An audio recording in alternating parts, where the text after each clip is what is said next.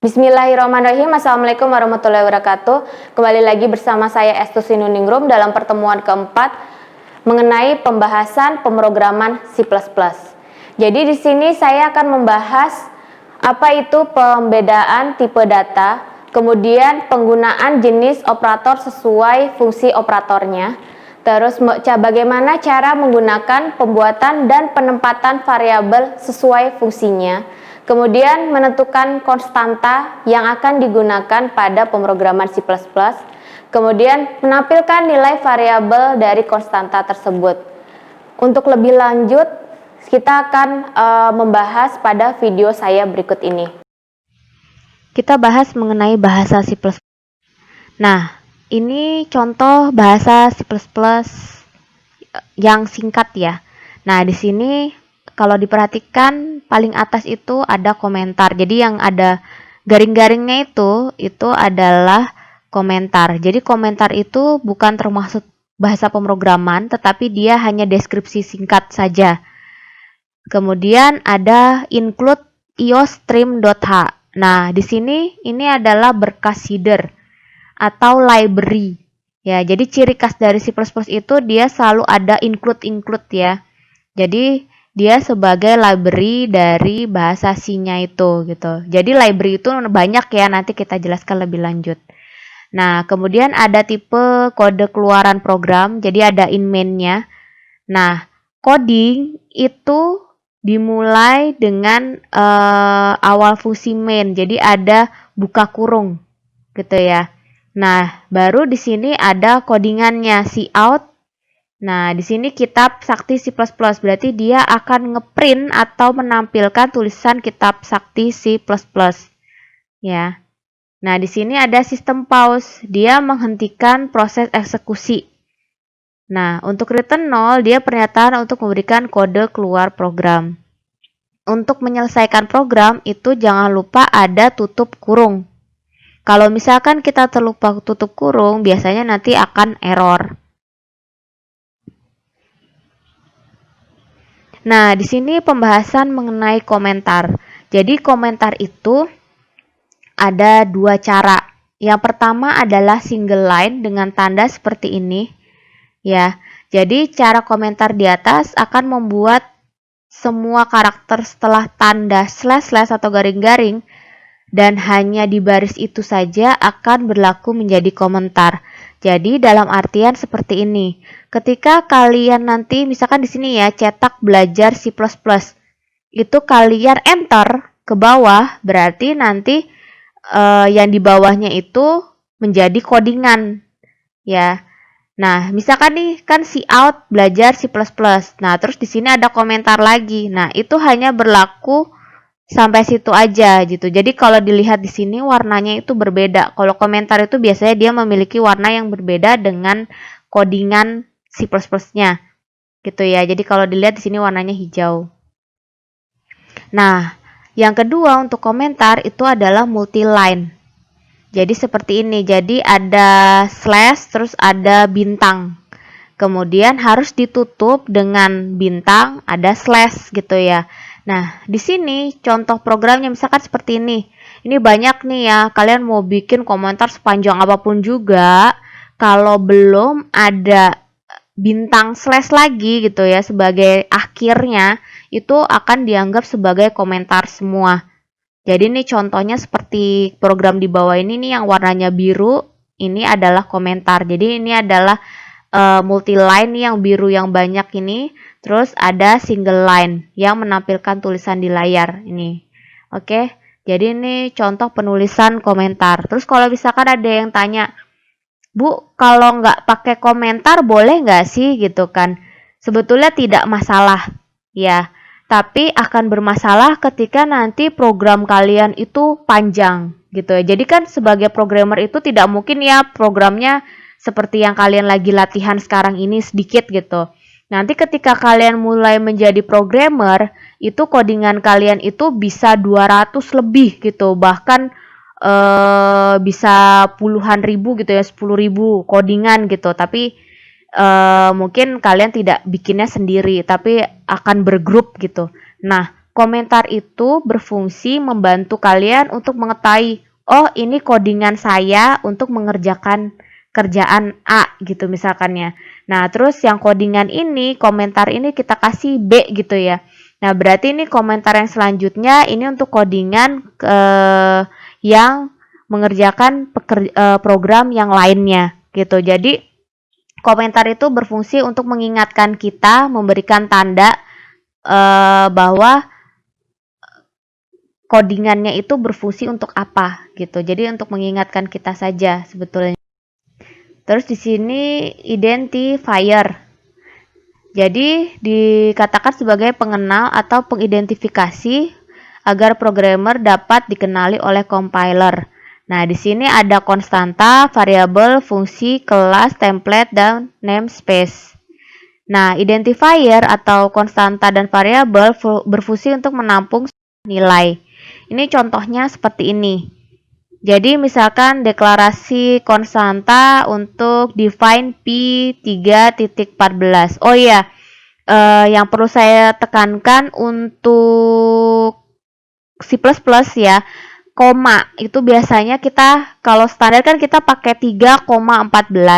Nah, kalau di codingan koma itu adalah titik. Itu harus diingat ya, karena biasanya untuk awal-awal sebagai programmer kita terjadi kesalahan di situ. Nah, ini cara untuk mencetak nilai konstanta. Nah, di sini ada yang tanpa format dan dengan format. Jadi ini stylenya seperti ini ya. Bisa dilihat. Nah, di sini untuk pengertian dari variabel. Nah, di sini variabel itu adalah vary dan able ya. Jadi simbol atau lambang yang memiliki nilai. Nah, di sini dalam pemrograman identifier atau pengenalan termasuk variabel, terus merupakan tempat menampung data. Terus pemberian nama pada variabel harus berbeda satu dengan lainnya. Nah, di sini hasil variabel memiliki alamat sendiri seperti pada memori. Nah, variabel global di luar fungsi main dan lokal dalam fungsi main. Ini pemberian nama variabel pada C++. Nah, saat memberikan variabel nama itu tidak boleh sama dengan nama kata yang sudah disiapkan oleh keyword komputer. Jadi nanti kita lihat ya apa sih keyword itu gitu ya. Nah, harus berbeda dengan nama konstanta label yang dibuat oleh programmer. Maksimum adalah 32 karakter. Jadi kalau bikin variabel name nggak usah panjang-panjang gitu ya. Nah, di sini huruf besar dan huruf kecil itu berbeda atau case sensitive. Nanti saya kasih contoh. Terus karakter pertama harus huruf atau karakter garis bawah atau underscore.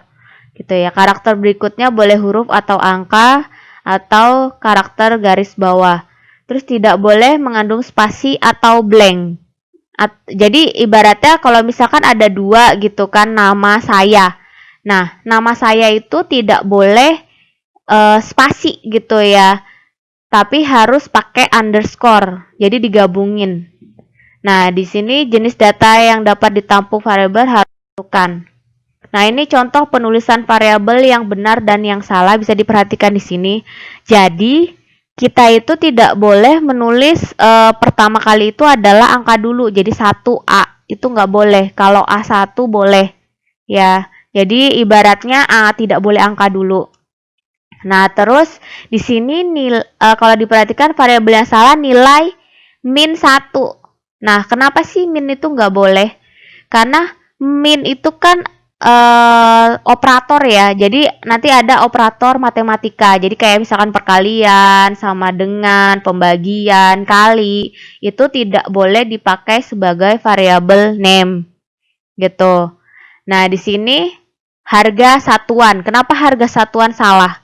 Nah, kalau diperhatikan di sini karena dia pakai spasi. Gitu ya, itu nggak boleh. Terus tidak boleh benar / salah. Nah, slash itu kan dia pembagian, operator pembagian, jadi tidak boleh dipakai. Nah, kemudian ada switch. Bu, kenapa switch nggak boleh, long nggak boleh gitu? karena itu termasuk kode dari C++-nya. Jadi ada long. Nanti kita jelasin long itu apa gitu, switch itu apa. Ya, nanti kalau sudah ada programnya, nanti kalian akan paham kenapa tidak boleh dipakai sebagai variabel name. Jadi seperti itu ya. Nah, ini menampilkan nilai variabel. Ini contoh-contohnya untuk codingannya.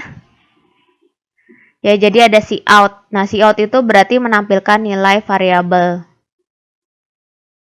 Jadi seperti ini. Nah, inisialisasi variabel. Nah, di sini ada secara langsung, secara tidak langsung. Apa sih bedanya gitu ya? Nah, kalau diperhatikan di sini yang secara langsung, itu kita lihat in ya, n sama dengan 65. Jadi kalau diperhatikan kita langsung ngasih bobot gitu ya. Jadi si A itu nilainya 65 gitu. Jadi itu secara langsung. Nah, tapi kalau tidak langsung kita deklarasiin dulu in n titik koma. Nah, titik koma itu kalau di C++ itu sebagai akhir dari codingan. Ya, jangan lupa titik koma itu ya. Nah, baru kita deklarasikan n sama dengan 65. Jadi, ini dikatakan inisialisasi variabel secara tidak langsung. Gitu. Nah, ini adalah tipe data. Jadi, tipe data adalah jenis data berdasarkan isi dan sifatnya. Ya, jadi di sini tipe data karakter gitu ya. Penulisannya char gitu ya. Nah, dia byte-nya 1. Nah, ini adalah range nilai numeriknya. Terus ada string gitu ya. Nah, kalau diperhatikan di sini, untuk penulisan codingan C++ itu tidak ada yang huruf besar. Jadi, biasanya dia itu huruf kecil semua. Jadi, kayak char, string, short in, long in, byte, word, ya, boolean, float, double, long double, itu biasanya dia semua huruf kecil. Itu ciri-ciri dari bahasa pemrograman C++ gitu ya. Sebetulnya sih nggak hanya C++ aja, codingan yang lainnya juga kebanyakan dia huruf kecil semua gitu ya. Nah, ini pemetaan algoritma ke bahasa pemrograman. Jadi ada deklarasinya, ada inisialisasinya, ada proses penyelesaiannya, penyelesaian masalahnya, terus ada finalisasinya. Jadi seperti ini ya. Nah, ini contohnya. Jadi misalkan ini ada codingan nih ya, yang bahasa C++. Nah, terus di sini ada bahasa algoritmiknya atau pseudocode-nya. Jadi A itu integer, B itu integer, T itu integer gitu ya. Kemudian A itu input 5, B itu dimasukkan nilai 2 gitu kan. T itu adalah proses A plus B gitu kan. Nah, bahasa C++-nya kalau diperhatikan itu pakai titik koma. Ya, itu jadi ibaratnya dirubah dari pseudocode menjadi bahasa C++ gitu. Nah, kalau diperhatikan write itu maksudnya menulis. Nah, kalau menulis di bahasa C++ itu pakainya cout. Saya akhiri materi pembelajaran mengenai C++. Next, saya akan membahas mengenai hubungan algoritma dan pemrograman C++. Terima kasih. Wassalamualaikum warahmatullahi wabarakatuh.